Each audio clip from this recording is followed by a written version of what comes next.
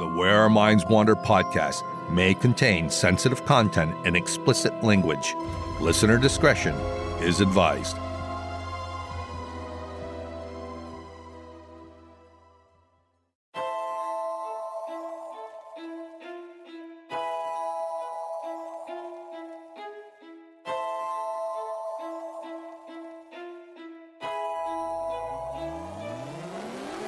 Greetings, fellow wanderers, to the places our minds wander. The house at the end of the dirt road, where disembodied voices whisper and strange sounds make the living shiver. Where shadows lurk at the edge of the woods, just outside your back door. And mysterious lights speed beyond reason across the clear night sky.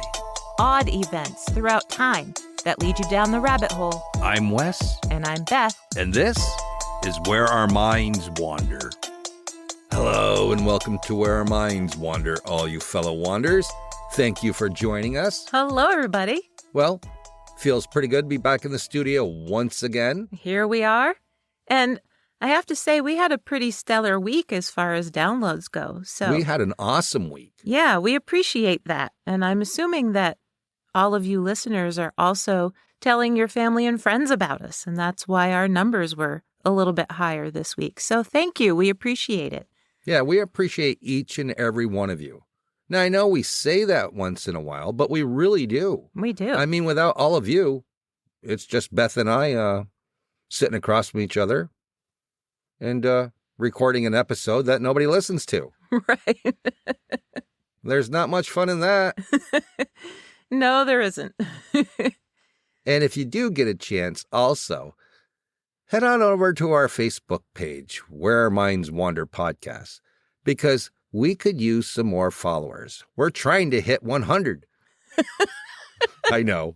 It's so sad. It does sound a little sad, but in all honesty, we've been sitting at between 91 and 93 followers for quite a while. So it would be cool to get it up to 100. Yeah, but we don't really promote our Facebook page very much. No, but our followers on Facebook are pretty awesome. I mean, we have some people that like our posts every single time, and we appreciate you for doing that. And they leave comments, which is nice. And we plan on doing a little bit more work on our Facebook page, being on there a bit more. You know, usually we post every Tuesday what the next upcoming episode is going to be. But we'd like to get it going a little bit more than what it has been. Right. But it's kind of hard when you're an adult. You're trying to do all this research and record and regular life on top of that, which always throws something at you. It's never a dull moment around here. No. No, not at all. So, like I said, check it on out. See what you think. Yeah. If anything, you can just follow us and you don't ever have to go back on it again. We just need the followers, people. You know? Well, we have a pretty good episode lined up for tonight. We've got some hauntings of various types. That we do. You know, we've done a lot of episodes about haunted places, from houses to hotels to saloons to theaters. But every once in a while, we come across a place that you wouldn't really expect to be haunted. And for tonight's episode, I thought that I'd talk about one of those types of places. But before I start, I was thinking I'd give you a little bit of background. So we talked about this a few months ago, but Wes and I went camping together for the first time ever this past summer. And it didn't really go all that well.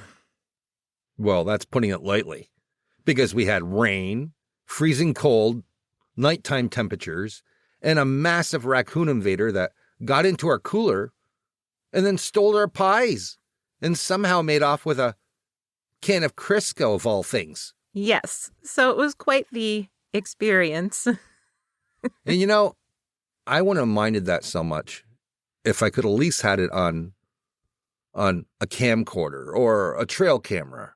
So I could see how he made off with his can of Crisco, because I don't understand it. Did he run on his back feet with it, holding it up? Did he roll it into his labyrinth of Crisco cans that he's stealing from other campers? I mean, why of all things? I don't know. It was definitely a mystery for sure. But before we met, Wes and I separately camped all over the Adirondacks of New York.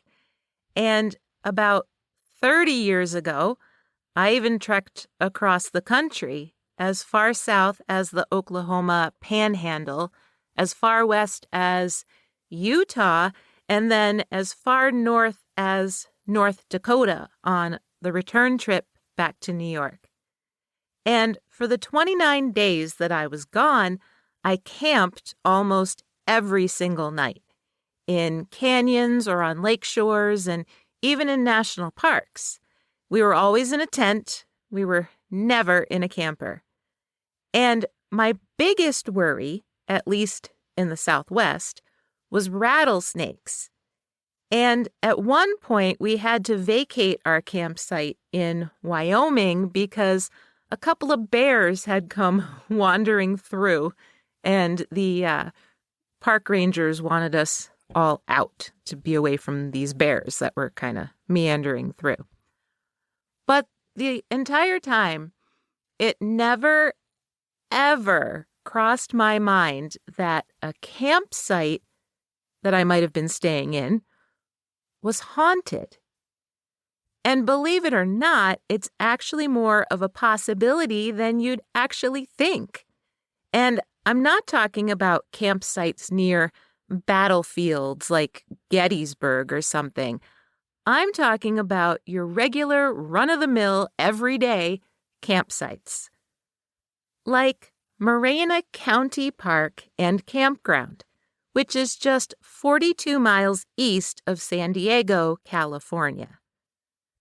The park includes 3,250 acres of woods, grasslands, and the most remote reservoir in the county.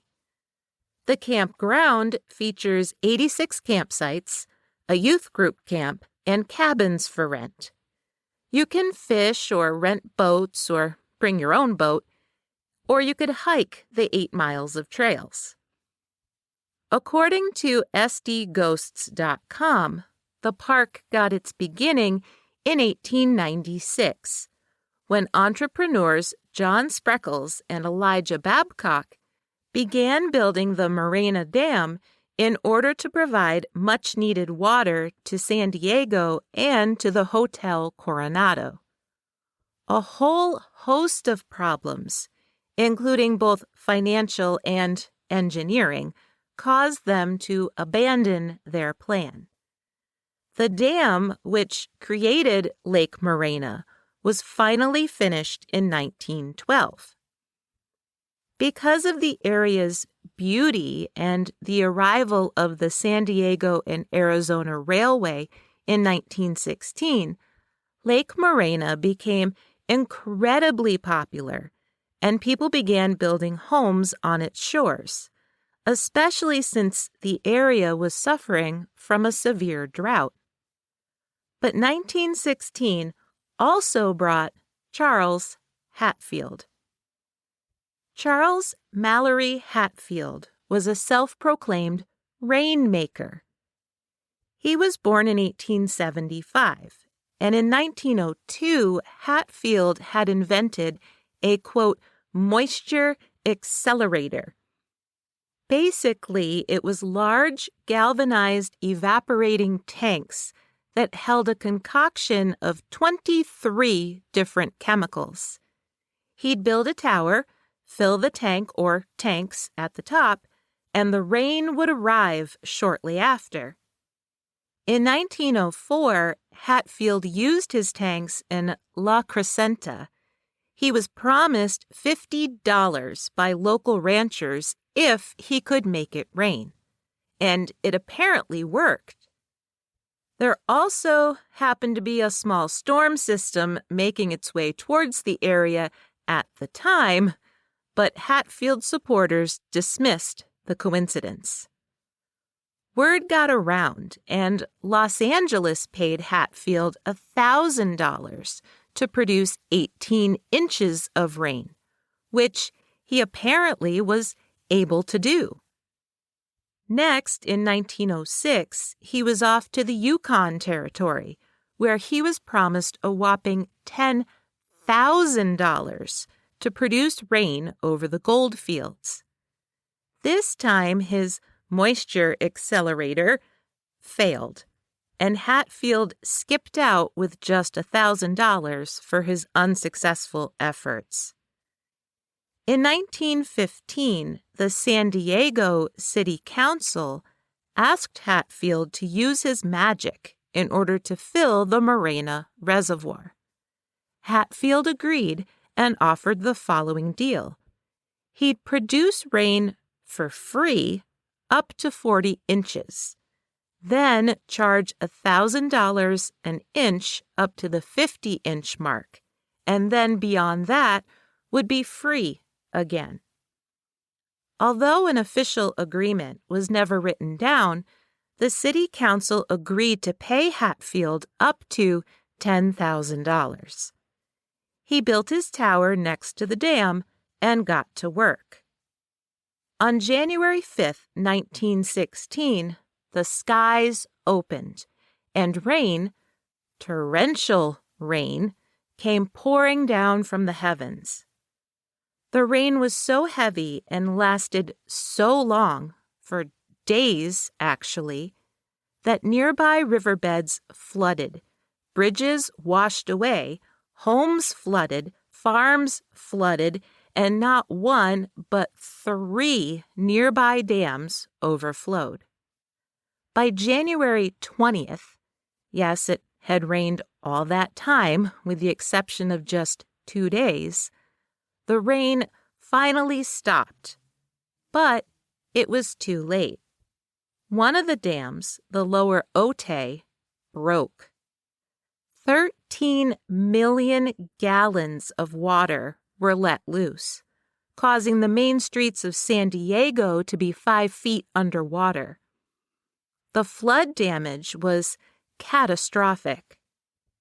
Depending on the source, anywhere from 20 to over 50 people lost their lives, including 13 Chinese farm workers. On February 4th, Hatfield told the press that the devastation was not his fault. He had filled Lake Morena just like he said he would. The $3.5 million devastation, according to Hatfield, was the city's fault for not realizing that they were unprepared. And since there wasn't any formal contract, there was nothing anybody could really do about it. Hatfield tried to settle for $4,000 and then sued the council. It took 2 courts and almost 20 years for the lawsuit to be settled. And in the end, it was all ruled an act of God, which meant Hatfield wasn't liable, but he also didn't deserve to get paid. Despite the bad press, Hatfield continued to work as a rainmaker until the Great Depression, when he was forced to return to his former job as a sewing machine salesman. When he passed away in 1958, Hatfield still hadn't revealed his magic formula of 23 chemicals. He claimed that his magic formula had brought over 500 successes. To this day, cloud seeding isn't nearly as successful as Hatfield ever was. Most people who knew him said his greatest skill was understanding weather patterns and rainfall statistics, and knowing when to set up shop so it appeared as if he had brought the rain, when really all he really had was some mostly perfect timing. The history of Lake Morena County Park continued into the years of World War II, when the area was used for military housing and for keeping prisoners of war. After the war, it resurfaced as a popular spot for people to relax and immerse themselves in nature. Today, the park is a gateway to the Pacific Crest Trail.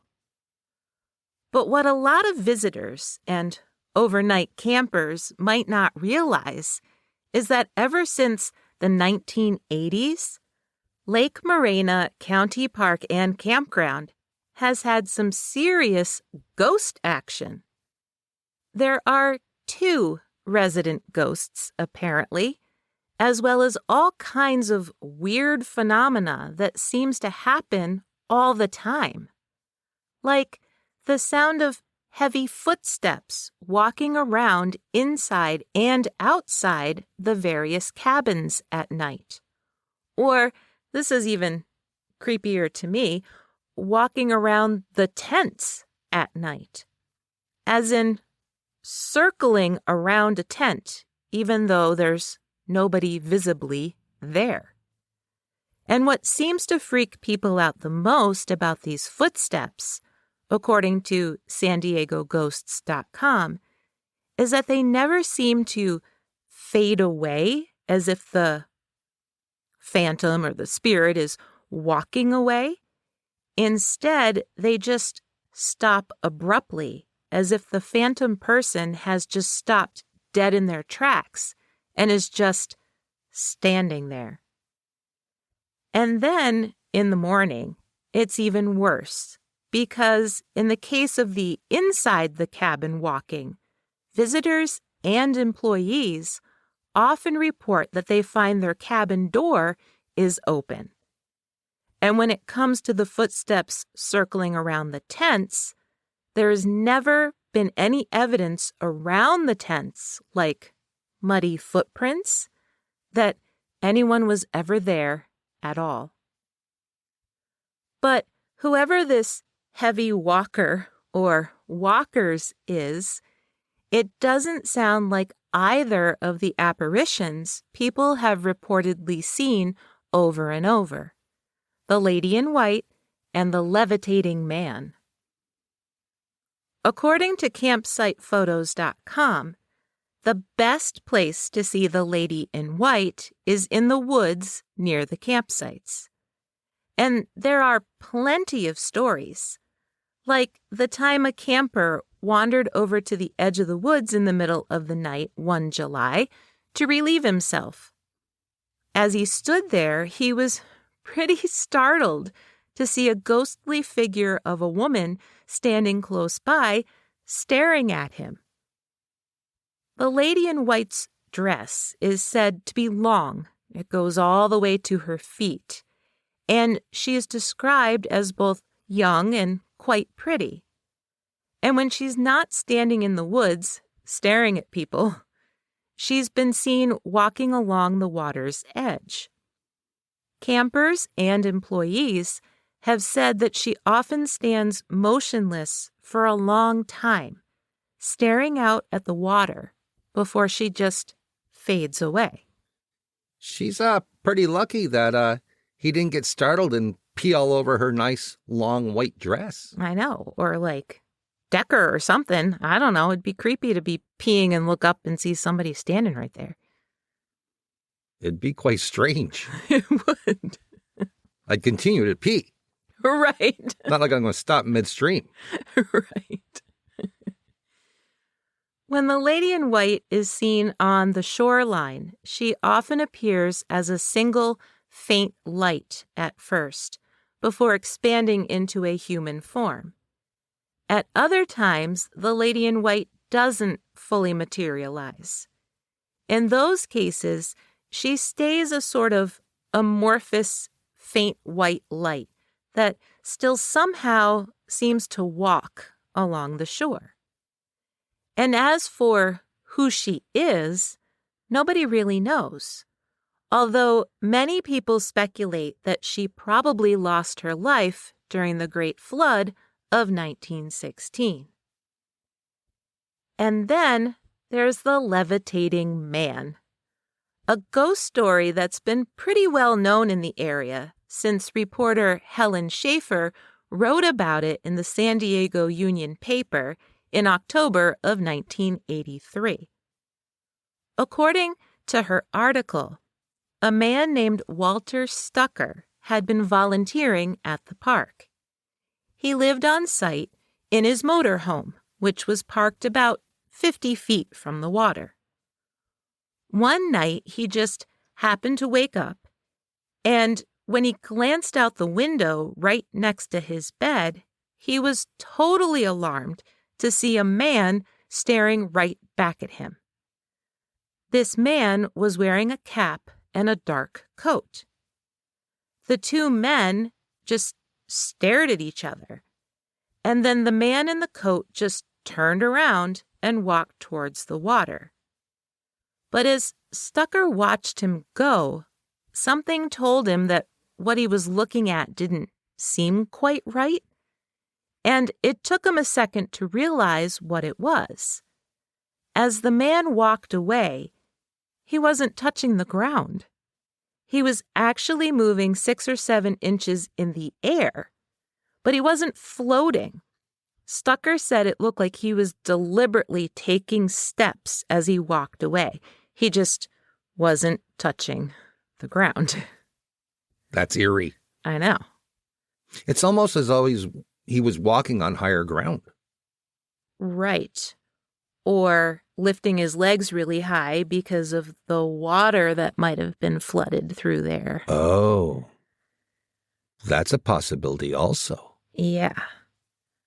According to Fox 5 San Diego, Stucker continued to have so many unnerving experiences after that night that he eventually had enough, and he handed in his keys at the ranger station. To his surprise, the ranger said he totally believed him because he'd had his own creepy encounters at the park, including hearing what sounded like someone running through the ranger station when he was alone inside, and then watching the doorknob move. According to SanDiegoHaunted.com, the ranger, who is named Tracy Walker, said, quote, "While in a converted back office of the ranger station, originally an old concession building built in the 1920s, there are trees on that side of the building and lots of leaves on the ground. I heard footsteps out there. I was so certain of it, I laid my work aside to check it out. But before I could do that, the steps accelerated, came around to the side door, maybe 12 feet from me. They stopped right there.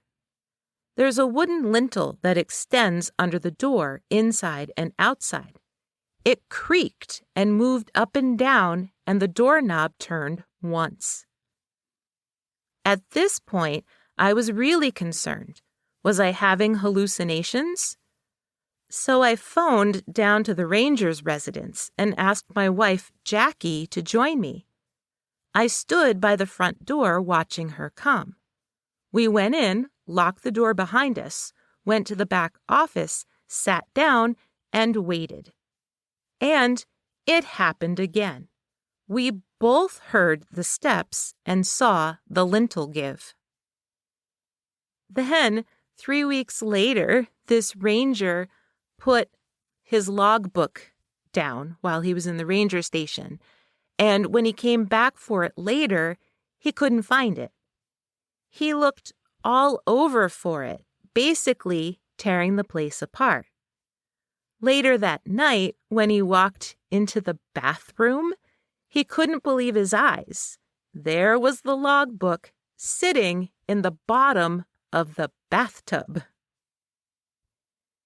In 1981, residents of the former dam keeper's house, which was the first structure ever built on the property, they had company over. They all went to bed. Their guests used the pull-out couch in the living room. The first time, the guests woke up to the sound of someone walking around their bed. But, of course, there wasn't anybody there. The second time the residents had company spend the night, and again their guests slept on the pull-out couch, the female guest woke up in the middle of the night to this strange sight. A baby's christening gown was literally floating through the air across the room. It came so close to her that it actually brushed against her face before floating back across the room and vanishing. That's freaking weird. It sounds like it's floating on water. Right. It's just so strange because when I hear stories like that, of course I think they're funny. I'm like, a christening gown, really? But then you think about it, of all the things, why would they make that up? Right. You know what I mean? It makes it more believable because it's such an odd thing to see floating across a room. Yeah, it's very peculiar. Yeah. The lady in white, the levitating man, and the phantom footsteps did not stop in the 1980s or the 90s. In fact, visitors to Lake Morena County Park and campsites are still sharing creepy experiences. Like a Reddit post from 2021, when one user posted about, quote, "One time, me and a buddy rented a cabin to go fishing the next morning, and in the middle of the night, I woke up and felt something malevolently staring at me, like I could feel the hatred. I just clutched my pocket knife and waited till morning. When we got up, the door to the cabin was wide open." And the levitating man has become an entire levitating group where people are reporting up to 10 figures at a time that seem to be just floating inches off the ground. They are often seen at night, but are also commonly seen right at dawn. Again, no one really knows who any of these floating phantoms might be, but most people do assume that they are all victims of the 1916 flood. So, who knew that an everyday campground could be haunted? I mean, yeah, there's the Friday the 13th movies and Camp Crystal Lake, but I guess I just never realized that actual camping could involve ghosts.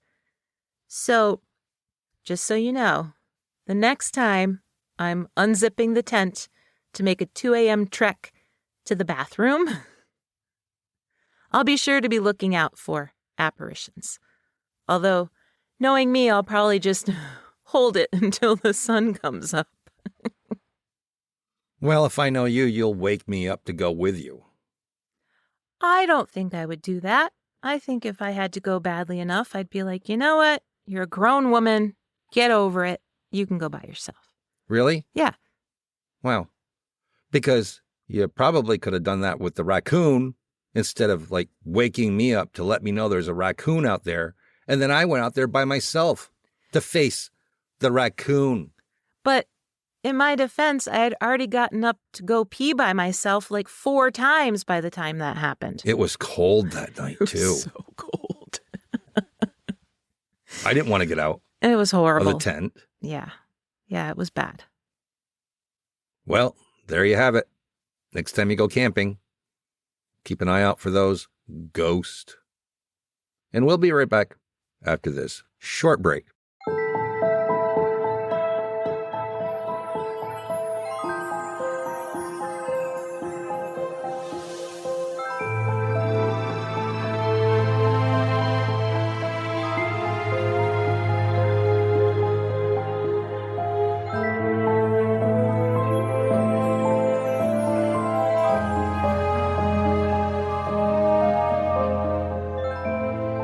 Hey, did you know?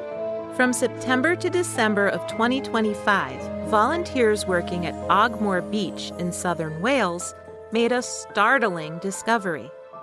Over 400 pairs of Victorian-era black leather boots of all sizes had washed up on shore. There were men's boots, women's boots, and children's boots. But where they came from is a total mystery. One theory is that they are from the Frolic, a cargo ship that sank 2 miles from shore back in 1831. For months after the wreck, the bodies of the 80 lost souls washed up on shore.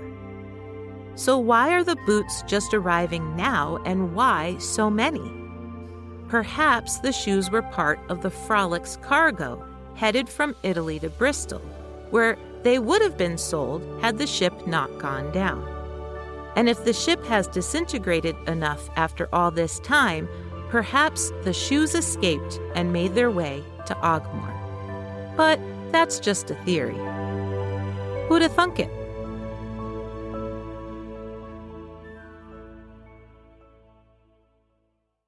All right, we're back from the break, and welcome back, everyone. It's that time of the episode to get to my story. Yay! It's a good one. I can't wait to hear it. Yeah, I really enjoyed researching this one. Men and women from all over the world came to California during the gold rush to strike it rich. One man, an Australian named Edward Hargraves, didn't exactly strike it rich, but he did learn all kinds of important techniques for finding gold, which he brought back with him to Australia. And it paid off, because in May of 1881, he discovered gold near Orange in New South Wales. His discovery began the Australian gold rush, which brought thousands of prospectors to the country. In August of that year, gold was discovered near present-day Ballarat in Victoria. In fact, the entire region was filled with it. Discoveries were made in one spot after another. In November, Bendigo, also in the state of Victoria, was added to the list. Before long, the communities originally founded by convicts were overrun by prospectors from all over the world, who brought even more commerce and economic stability to Victoria. But with them also came more opportunity for bar fights, gunfights, accidents, illnesses, bandits, robberies, and outlaws. So if living in lawlessness didn't do you in, sickness or injuries just might. There was also a lot of death. And before long, the Goldfields of Victoria were being menaced by terrible ghost spirits. One of these vengeful ghosts was nicknamed the Wizard Bombardier. Whenever people saw him, they described him as wearing long white robes and a sugarloaf hat. A sugarloaf hat, in case you're wondering, resembles the old hard sugar cones from colonial times. The hats were tall and often came to a rounded or even pointed top. So, he basically looked like a wizard. The Wizard Bombardier wasn't your average ghost, though. He didn't glide around silently.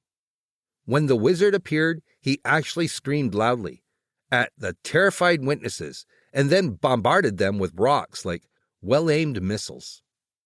Before people could react, the Wizard Bombardier would dash out of sight and disappear. The Kilmore Free Press ran the following article in 1882. They said, quote, "An apparition, in figure a man, and in antics a mischievous schoolboy, has from time to time visited this claim at midnight, and entertained the men at the premises at the times of its visits by means of a brisk bombardment with rocks, and its own sudden and mysterious disappearance whenever chased." End quote.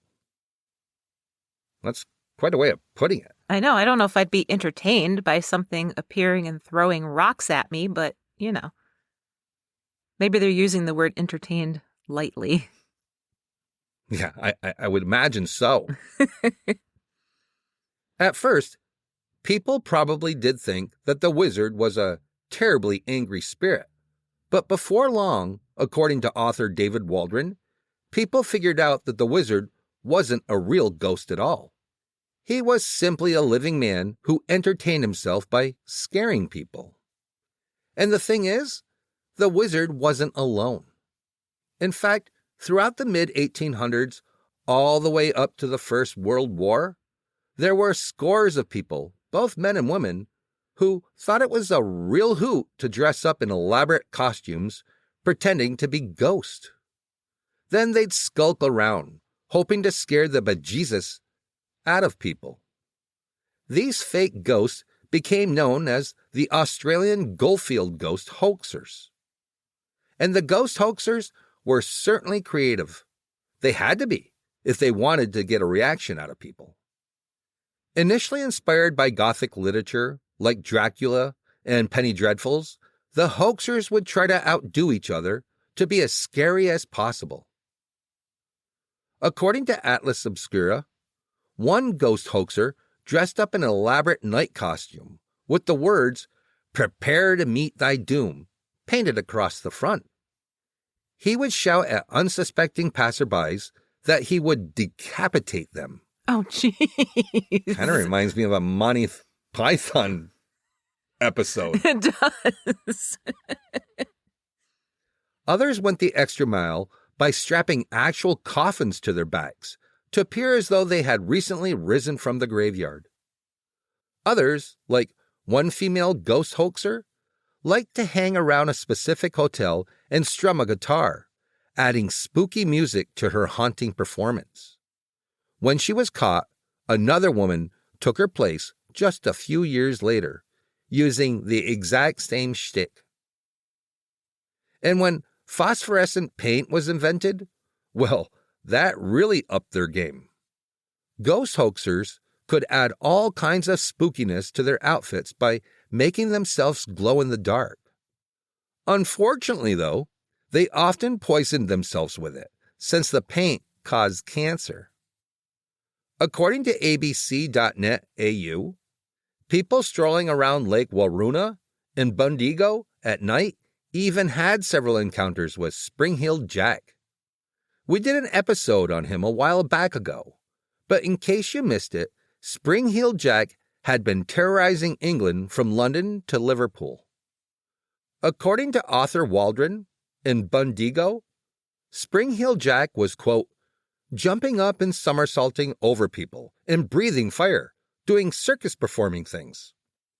At one point, it ended in vigilante youths using shotguns to try to shoot at him, and then he returned fire and a bystander got injured, which led to a bit of a rethink about the call for vigilantes, end quote. Initially, most people assumed all of the ghost hoaxers were members of the working class, or perhaps larrikins, groups of rowdy teenagers out to cause mischief and mayhem. But more often than not, according to author Waldron, the perpetrators were actually school teachers, highly paid clerks, and middle-class women. Occasionally, the ghost hoaxers would also commit petty theft, like egg stealing, or minor vandalism, like painting trees or fences with skulls to try and spook people. One surprising case was that of the ghost. The ghost always appeared in a white bodysuit, knee-high rubber boots, a long white frock coat, a white slouch hat topped with a feather, and a mask. He tended to be seen on the rooftops in Ballarat, where he frequently exposed himself during his nightly hauntings. Uh-oh. Mm-hmm. He's a flasher. You shouldn't be up on the roofs exposing yourself. Why are you telling all these people this? This was between you and I.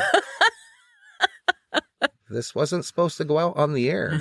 Now everybody's going to know. Or, if he was seen in the street, it was right before or after he assaulted local women with a cat-o'-nine-tails whip. Well, that sounds pretty good. Jeez. No, those things are nasty. You don't want to be hitting anybody with one of those. Oh, we did when we were little. Did you? Oh, yeah. When we went down fishing and the cattails would be up there, you would break them off and you just smack each other with them. And then the little white things come out of them. Oh, they're so cool. But yeah, I'll tell you what, if you really want to hit somebody with them, you soak them in water because they get heavy. And then when you hit them, they go, pfft. This public service announcement brought to you by how to make the most out of your cattail whip. All right, we'll continue. When he was finally caught, the ghost turned out to be a senior city clerk, Herbert Patrick McLennan. During the day, McLennan was known as an excellent teacher. He taught people how to speak grammatically correct English with a proper British accent. But by night, he was committing crimes dressed as a ghost. He was imprisoned for 1 year. Although many ghost hoaxers were sent to jail, apprehending them was tough, since there wasn't a truly organized police force. Once people had had enough, they started forming their own vigilante groups. One newspaper article, titled "Thrashing a Ghost," read, quote, "Considerable alarm was experienced by timid residents of Conington, near Perth, at the frequent appearance of what was called a ghost. A number of residents waylaid the apparition, who surrendered upon being bailed up or cornered by a revolver. The costume consisted of a sheet with eyelet holes and decorated with red paint. The residents decided not to hand him over to the police, but to administer a sound thrashing with a paling. This was accordingly done, and the ghost set at liberty." End quote. A paling, by the way, would have been either a wooden or metal stake or possibly a tree trunk, all of which would have been used in constructing a palisade-type fence. So basically, the residents cornered the guy, pulled a gun on him, and then beat him with part of a fence. Seems to have worked, though. That's vigilante justice for you. According to Atlas Obscura, in 1896, an ex-soldier named Charles Horman became a staunch ghost hoaxer hunter. He even went as far as to fire a shotgun at them or beat them with a cane. But in his defense, the ghost hoaxer he beat with his cane was in the middle of assaulting a woman. One woman even set her pit bull against a ghost hoaxer who tried to scare her children, and in 1913, a whole group of vigilantes chased down and beat a hoaxer who had terrified an elderly man. Author David Waldron has a few theories as to why ghost hoaxing was so popular in the Australian goldfields. First, he points out that dressing up like that gave people a sense of being anonymous. They could go out and do things without anyone knowing who they were.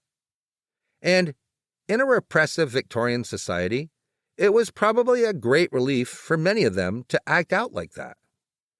And second, there wasn't much of an organized police force, and so people took advantage of that by pushing the boundaries of what they could get away with. It may have started out as innocent fun, but obviously people pushed those boundaries way too far.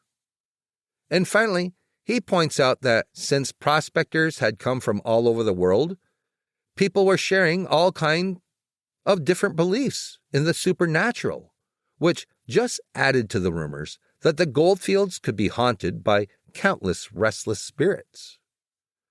Ghost hoaxing cases dropped dramatically with the onset of World War I, which makes sense for a lot of reasons, since 60,000 Australian soldiers lost their lives.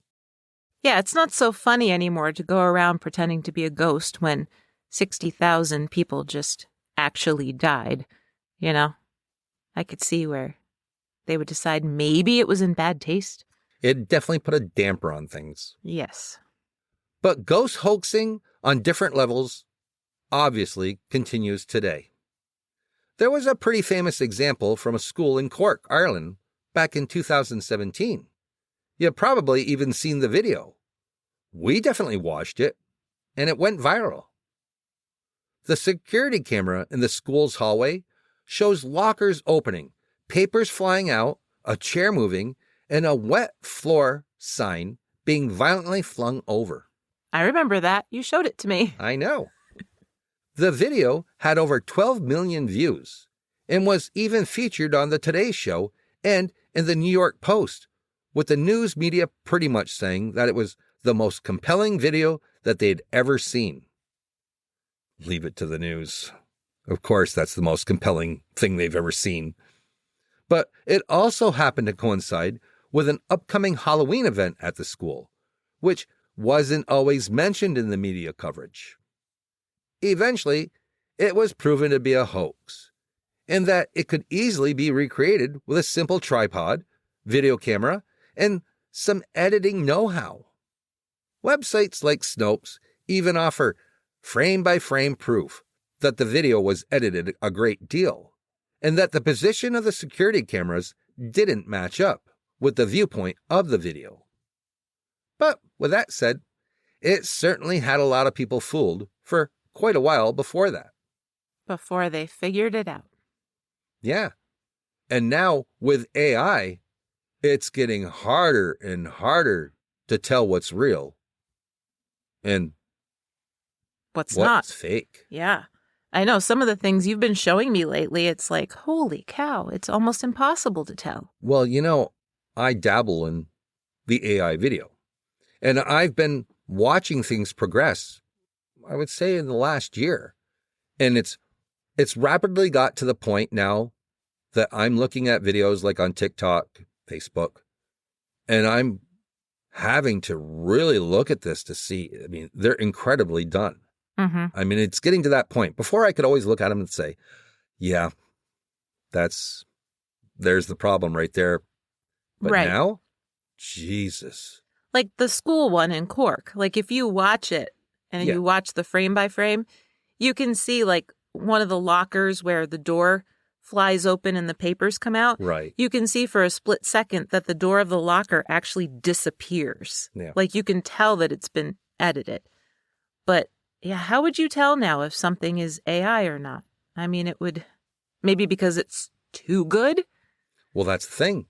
When something looks too good, that's when you really start looking at it. Because there's something not right there. Yeah. Well, there you have it. The Ghost Hoaxers of the Australian Goldfield. That's interesting. It was happening all over Europe, too, with Spring Heel Jack and with some other ones that we've talked about. So it sounds like a lot of fun to do. Get dressed up, scare the hell out of people, trying to get to your gold. Well, yeah, I think they were doing it as a way to blow off steam after working in the gold fields all day looking for their gold. But, as long as they weren't hurting people, of course it had to turn into going too far and, physically attacking people, of course. But, yeah. You can't have nice things. It always turns out this way. People take it too far. Nice things.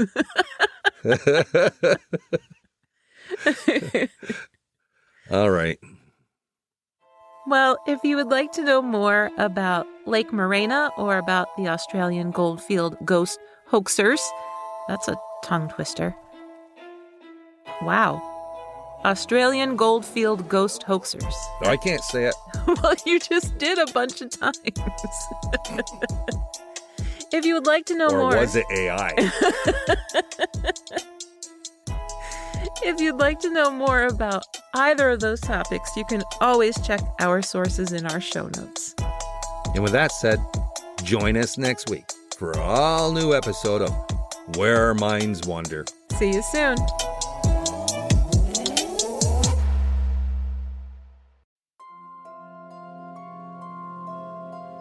Thank you for joining us. We look forward to traveling with you again to the places where our minds wander. If you like what you heard, please take a moment and provide us with a 5-star rating and a comment on your favorite listening platform. It really helps us move up the list and become more visible on the podcast charts so new people can find us. And thank you all for your continued support. See you next week for an all-new episode.